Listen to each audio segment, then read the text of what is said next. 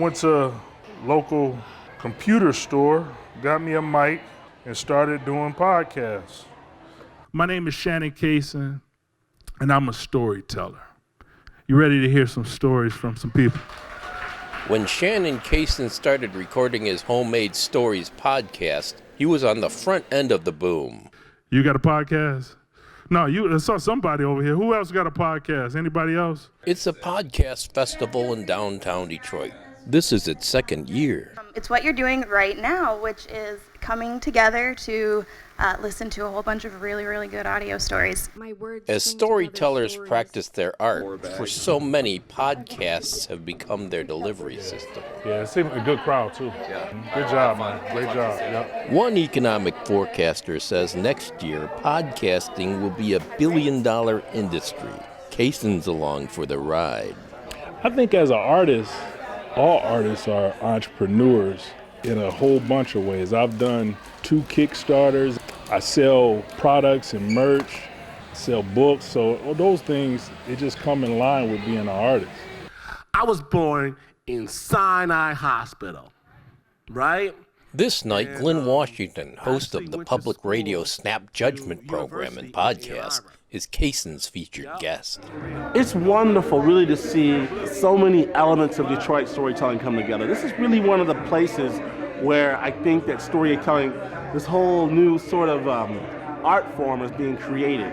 And Shannon Cason's, he's one of the atlases holding things together. Welcome to Homemade Stories 109.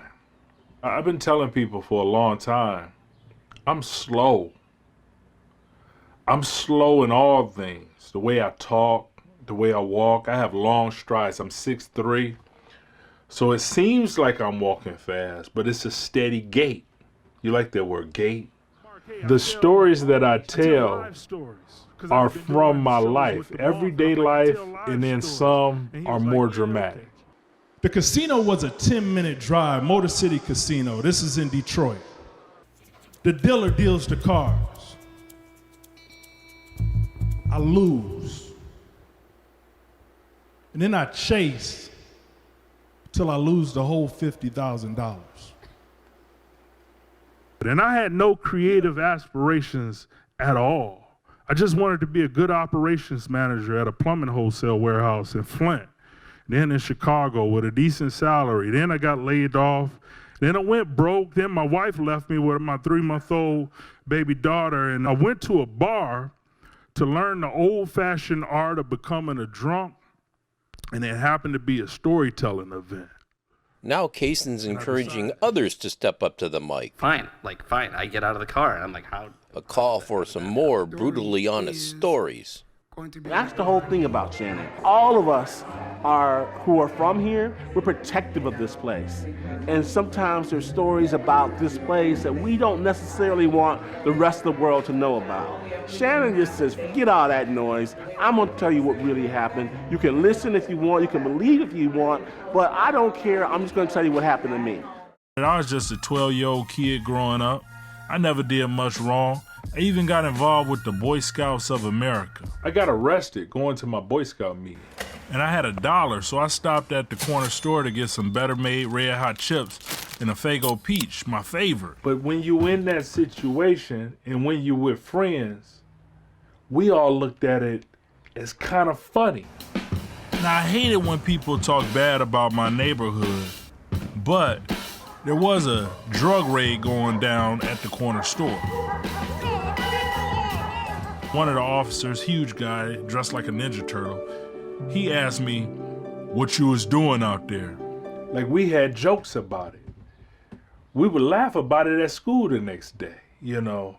Like, man, you look so scared.